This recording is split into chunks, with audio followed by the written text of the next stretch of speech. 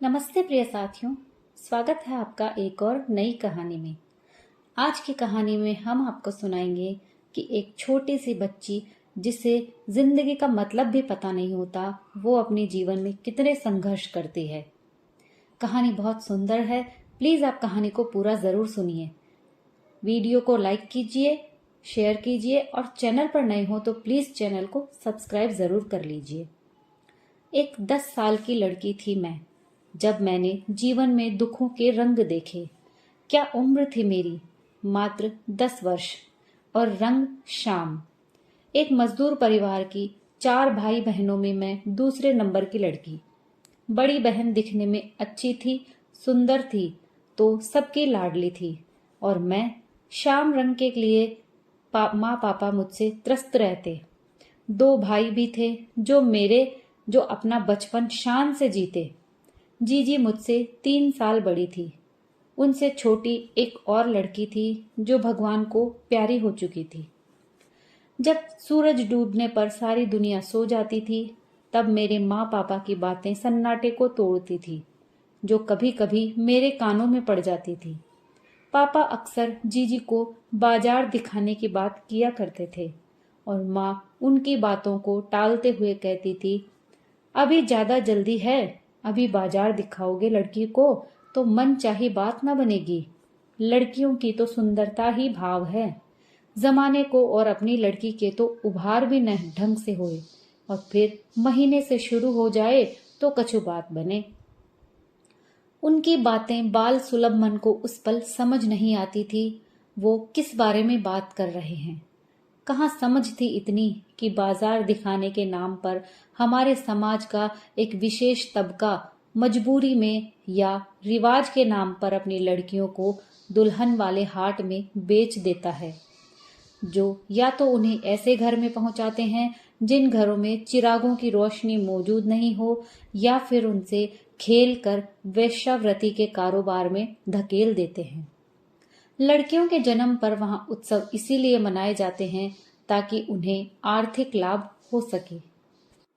एक दिन सुबह सुबह माँ जीजी को खूब सजा संवार रही थी। जीजी भी खूब मन से सज रही थी। लाल लाल लिपस्टिक, माथे पर बिंदी तो कानों में झुमके, हाथों में चूड़ियां तो पैरों में पायल। दुल्हन की तरह श्रृंगार किया था दीदी का। जीजी को इतना सजता संवरता देख बाल मन भी ललचा गया। माँ से सजने की जिद करने लगी। माँ ने खिसिया कर गालों पर थप्पड़ जड़ दिया। फरमान सुनाते हुए कहने लगी, सजना संवरना तो गोरी लड़कियों पर शोभा देता है, तुझे सज संवर कर तमाशा थोड़े ही बनाना है अपना। बाल सुलभ मन कहाँ माँ की बातों का बुरा मानता, तो मैंने भी नहीं माना। फिर भी सज संवर कर जीजी के साथ जाने की जिद करने लगी। वहीं पैर पटक कर बैठ गई थी मैं, और माँ पापा को गुस्सा दिखाने लगी।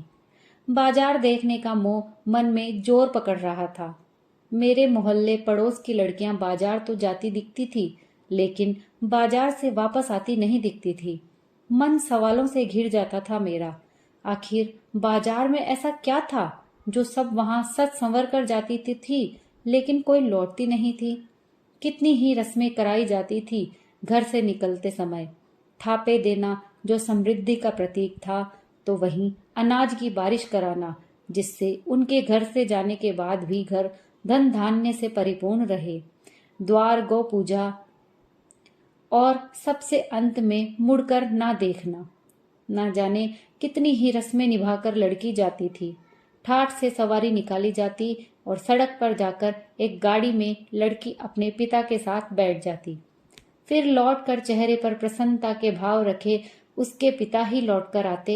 वो लड़की बाजार की गलियों में न जाने कहाँ गुम हो जाती, और मैं सोचा करती उसे रास्ता नजर नहीं आता, या फिर कोई दूसरा रास्ता पकड़कर दूसरे रास्ते पर चली जाती, किसी गुमनाम मंजिल की तलाश में।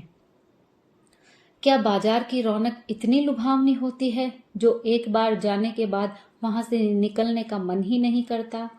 मैं इन्हीं जवाबों की तलाश में अपने बाल मन को भटकाए रहती, लेकिन कोई उचित जवाब नहीं मिलता।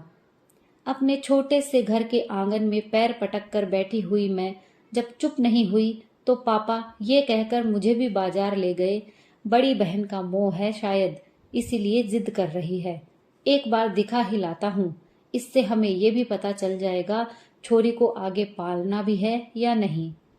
उस पल मासूम मन से ये बातें समझ नहीं आई थी। क्यों कहा था मेरे खुद के पिता ने ऐसा? क्या सच में वो मेरे पिता थे, या मोल लिया था मुझे, या फिर यूं ही सड़क से उठाकर पाल लिया था? कहाँ मन इन सवालों में उलझता था। पापा की बात सुनकर मन ही मन खुशी बावरा हो गया। अब जीजी के साथ मैं भी हाट जाऊंगी।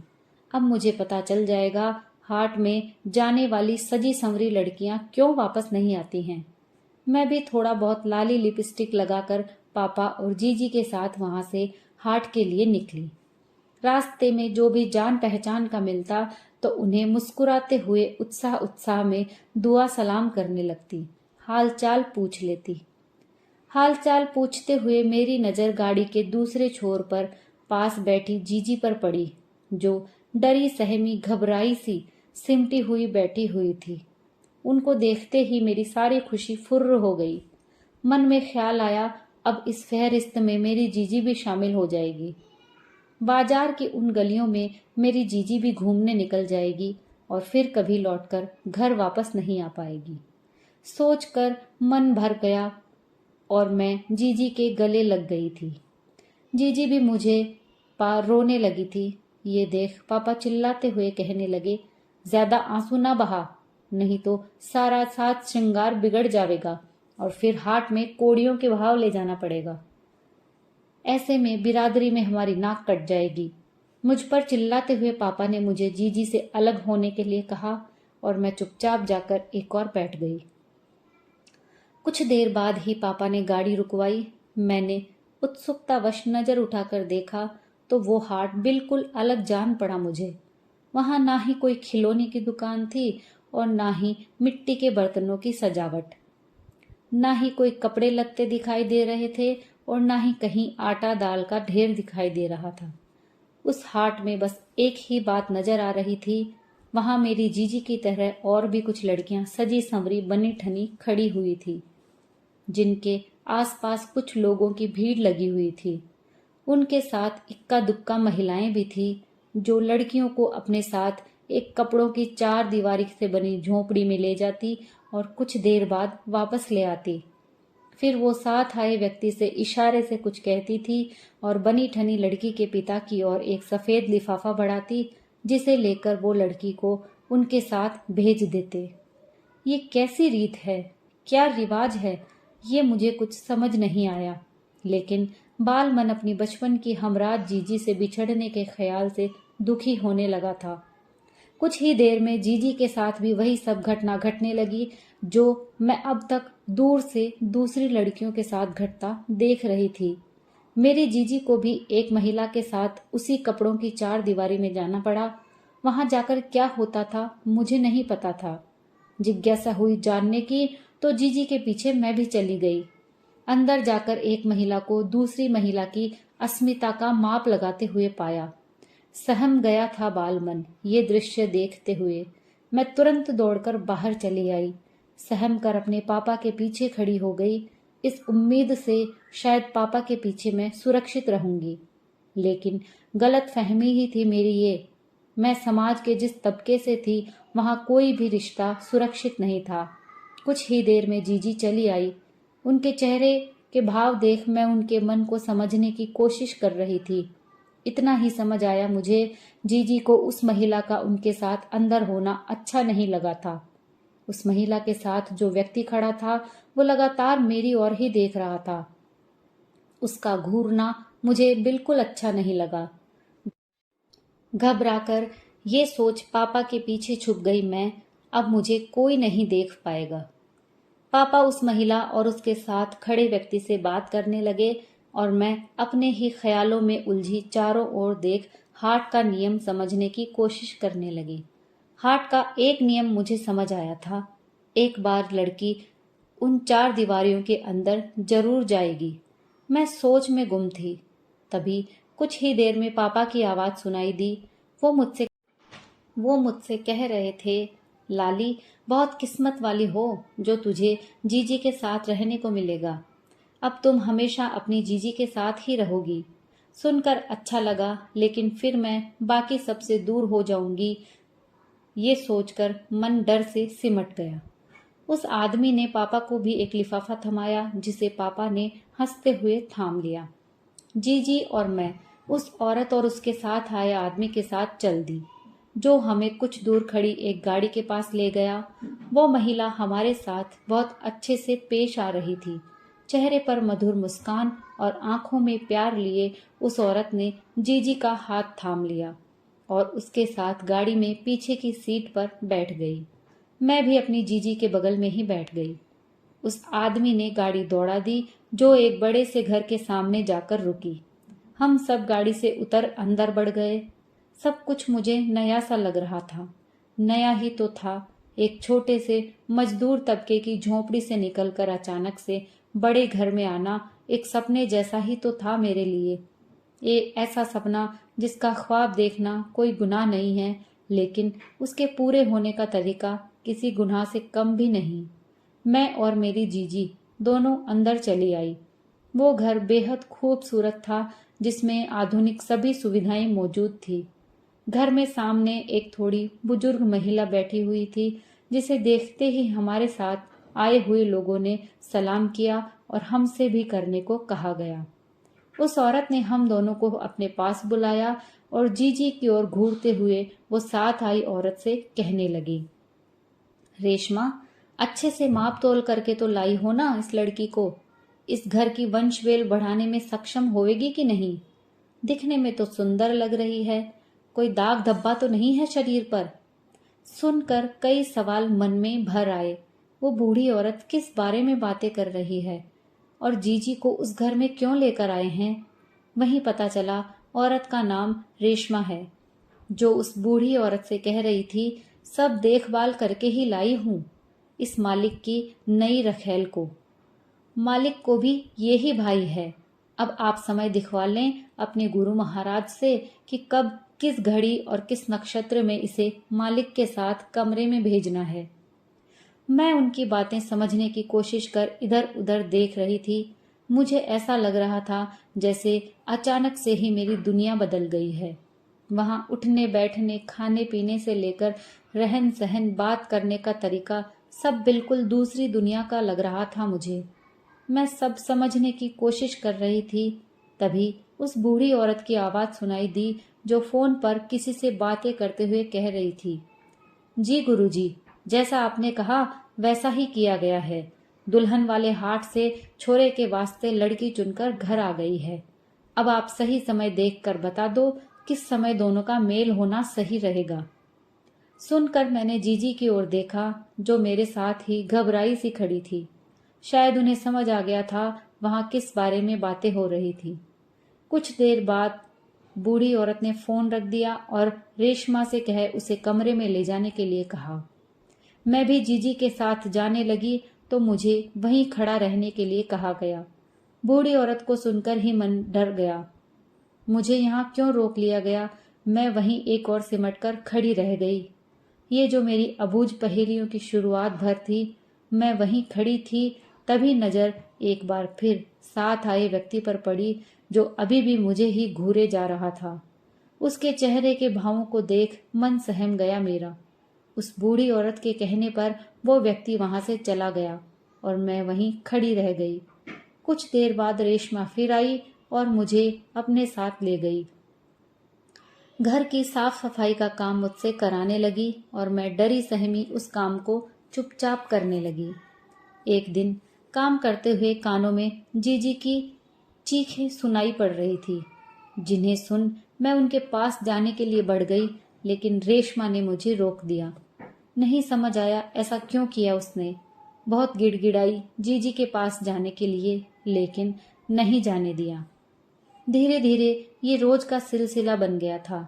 बात बात पर डपटना, गलती होने पर समझाने की जगह हाथ उठा देना, घर के सारे काम करवाना रोज का काम हो गया था मेरा। धीरे धीरे वहां रहने से डरने लगी थी मैं और मेरी जीजी दोनों की दुनिया वही चार दीवारी बन गई थी। महीनों हो गए थे एक घर में रहते हुए भी मैं और मेरी जीजी से मिल नहीं पाई थी। उनके बारे में कुछ खबर नहीं थी। वो कैसी हैं? उनके कमरे में जाने की मुझे मनाही थी। एक दिन मैं घर पर काम कर रही थी, तभी मेरी निगाह दूर से घूर रही दो आंखों पर पड़ी। वासना से भरी उन आंखों को मैं अब तक नहीं भूल पाई हूँ। कुछ देर ताकते रहने के बाद वो आंखें वहां से चली गई, लेकिन मेरा मन सहम गया। उस दिन एक बार फिर रेशमा मेरे पास आई और मुझे बना संवारने लगी। उस समय तक इतना तो मुझे समझ आ गया था कि ये बनाव श्रृंगार यूं ही नहीं किया जाता है। इसके पीछे भी कोई न कोई वजह जरूर रहती है। मेरी जीजी को भी यूं ही बना श्रृंगार कर यहाँ लाया गया था। उसके बाद से उन्हें कभी कमरे से बाहर नहीं निकलने दिया गया। हिम्मत कर मैंने रेशमा से इस बारे में पूछा तो रेशमा ने मुझे डांटते हुए कहा, तुम छोटे घर की लड़कियों के लिए सवाल पूछना उचित नहीं। मैं चुप रह गई। नहीं समझ आया मुझे क्यों उचित नहीं है हमारा सवाल पूछना। और ये छोटा बड़ा तो घर ही होता है, इंसान तो एक जैसा ही होता है। वही हाड़ मांस का चमड़ी में लिपटा हुआ, जिसकी रगों में लाल खून ही बहता है। तो छोटे बड़े इंसानों में जब सब चीजें एक जैसी होती हैं तो फिर ये घर छोटे बड़े से क्या फर्क पड़ जाता है? नहीं जवाब मिला मुझे और मैं चुप कर गई। कुछ देर के बनाव श्रृंगार के बाद रेशमा मुझे भी एक कमरे में ले जाकर छोड़ आई। उसके इस कदम से मैं सहम गई थी। जीजी के साथ भी ऐसा ही किया गया था और अब मेरे साथ भी वही प्रक्रिया दोहराई जा रही थी। एक 11 बरस की लड़की जिसे कभी किसी ने सही गलत नहीं समझाया, कभी उसने स्कूल का मुंह नहीं देखा, उसे कैसे समझ आता अगले कुछ पलों में उसकी अस्मिता पर प्रहार होने वाला है। खेलने पढ़ने की उम्र में उसे जीवन का विभत्स रूप देखने को मिलेगा। बनी ठनी मैं कमरे में रखी चीजों को देख रही थी जो उस घर में रहते हुए भी मैंने कभी नहीं देखी थी। फूलों वाला नरम बिस्तर, उसके एक और रखी कांच की बोतल जिसमें पानी जैसा कुछ रखा हुआ था, बोतल के पास रखा एक छोटा सा पैकेट जिसमें क्या था पता नहीं। कुछ ही देर में दरवाजा दोबारा खुला और एक आदमी चेहरे पर मुस्कान रखे अंदर चला आया। वो वही आदमी था जिसे मैंने कुछ घंटों पहले देखा था। डर के कारण कदम पीछे हटने लगे और वो चेहरे पर कुटिल हंसी रखे हुए आगे बढ़ने लगा। सहम गया था मेरा मन।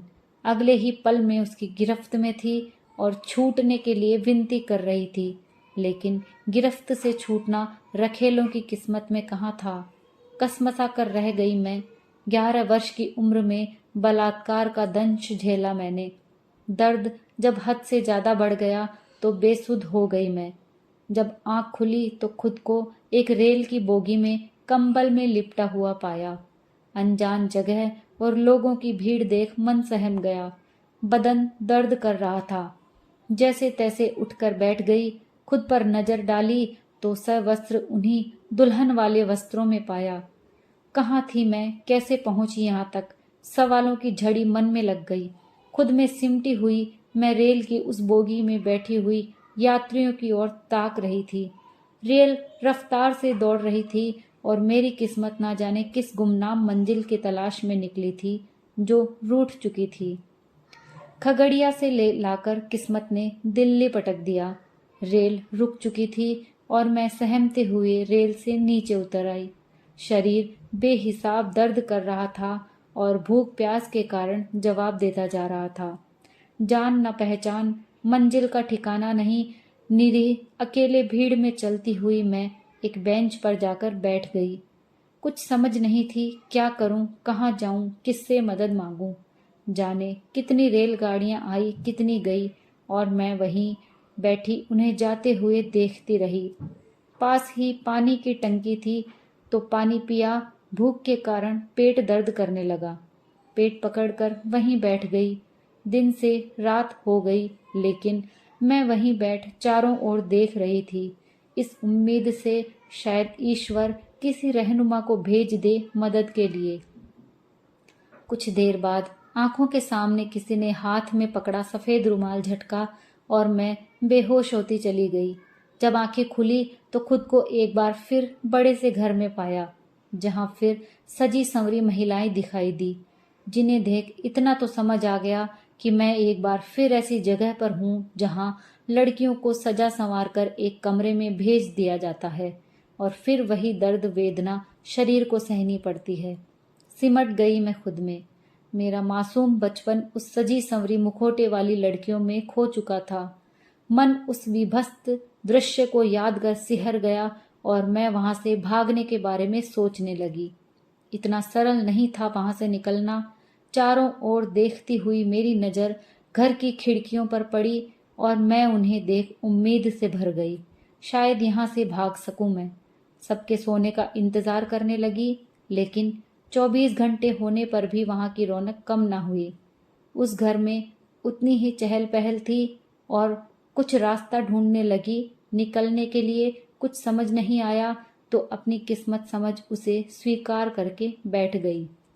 अभी इतनी उम्र नहीं थी तो मुझे लोगों के बीच नहीं भेजा जाता था, लेकिन महीने में एक बार लड़कियों के साथ अदाएं सीखने के लिए भेजा जरूर जाता था। मेरे साथ कुछ और लड़कियां भी थी जो मेरी ही तरह मजबूरी में वहां थी। उम्र बढ़ने के साथ साथ समझ बढ़ती गई। इसी समझ के साथ वहां से एक बार फिर लड़कियों के साथ बाहर जाते समय भागने की जुगत लगाई। जब बड़ी लड़कियां अपने कार्य पर थी और मैं उनके साथ ही लोगों से बात करने के तरीके, चलने फिरने के तरीके सीख रही थी, तभी चुपके से एक गाड़ी में जाकर छुप गई जो वहां से निकल रही थी। किस्मत एक बार फिर मुझे लेकर जा रही थी, लेकिन कहाँ, इस बात से मैं पूरी तरह अनजान थी।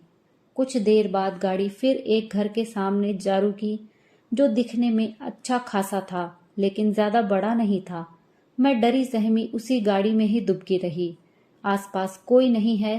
पूरी तरह संतुष्ट होने के बाद मैंने झांक कर देखा था। गाड़ी बंद हो चुकी थी और मैं अंदर फंस चुकी थी। कुछ ही देर में नजर सामने से आती हुई एक महिला पर पड़ी जिसके हाथ में पर्स था और आंखों पर चश्मा। उसके पास आने पर मैं एक बार फिर गाड़ी में छुप गई। वो औरत गाड़ी में बैठी और गाड़ी एक बार फिर चलने लगी।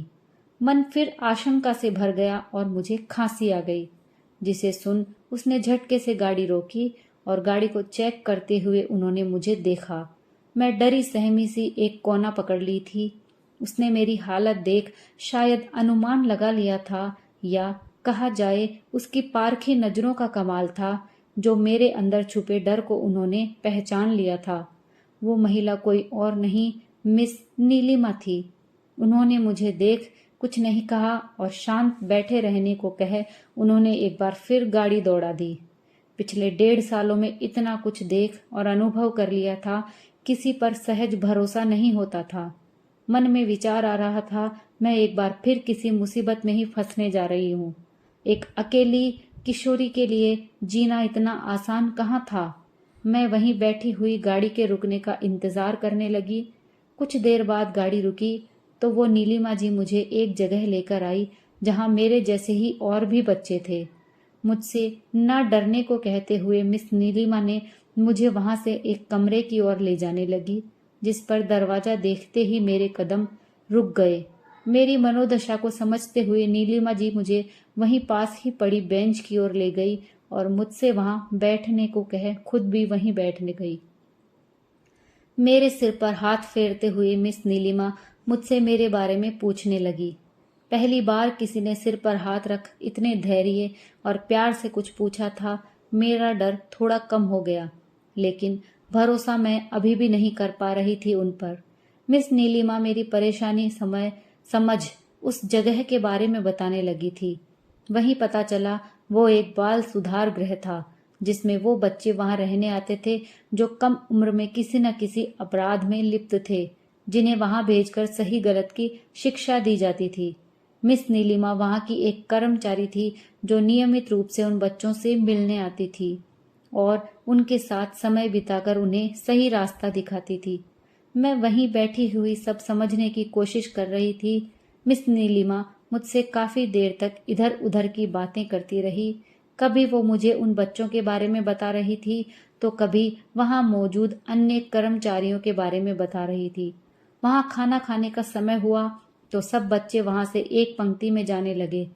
मिस नीलिमा मुझे भी वहां से उनके साथ ही ले गई और भोजनालय कक्ष में जाकर सब इकट्ठे हो पंक्ति में बैठ भोजन करने लगे। मिस नीलिमा और बाकी कर्मचारी भी उनके साथ ही बैठ गई और भोजन करने लगी। उनके व्यवहार से मैं भी सहज होने लगी थी। भूख लगी थी तो झिझकते हुए भोजन करने लगी। मिस नीलिमा मुझसे बातें भी करती जा रही थी। धीरे धीरे मैं सहज हुई और उनसे खुलकर बातें करने लगी।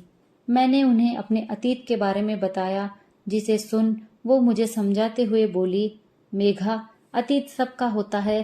हमें उस अतीत को पकड़कर वर्तमान की खुशियों को नहीं भूलना चाहिए, बल्कि अतीत को अतीत में छोड़कर हर पल को मुस्कुराकर जीना चाहिए। मेघा नाम सुन मैं बोली, मेरा नाम मेघा नहीं, लाली है। तो मिस नीलिमा कहने लगी, लाली अब नहीं रही, आप मेघा हैं, मेघ से श्यामल वर्ण वाली। मिस नीलिमा की बातों ने मुझे बहुत प्रभावित किया और मैं अपने अतीत को भूलकर आगे बढ़ने लगी। मिस नीलिमा मेरे साथ बातें करती, खेल खेलती, अच्छे बुरे इरादों में पहचान करना सिखाती। उनसे मिलकर मुझे समझ आया वास्तव में माँ कैसी होती है। मैं मिस नीलिमा को माँ कह संबोधित करने लगी। मुझे पढ़ना लिखना नहीं आता था तो पढ़ाई लिखाई भी करवाने लगी। धीरे धीरे मुझे पढ़ाई लिखाई की महत्ता समझ आने लगी। समय गुजरने के साथ मिस नीलिमा मुझे अपने साथ अपने घर ले आई, जहां मुझे पता चला मैं जिसकी गाड़ी में छुपकर आई वहां थी वो व्यक्ति उनका भाई था जो उधर से गुजर रहा था। मैं मिस नीलिमा और उनके भाई के साथ रहने लगी। धीरे धीरे मैं पढ़ना लिखना सीख गई। तब मुझे पता चला रिवाज के नाम पर जो मेरे जैसी लड़कियों के साथ होता था वो गलत था।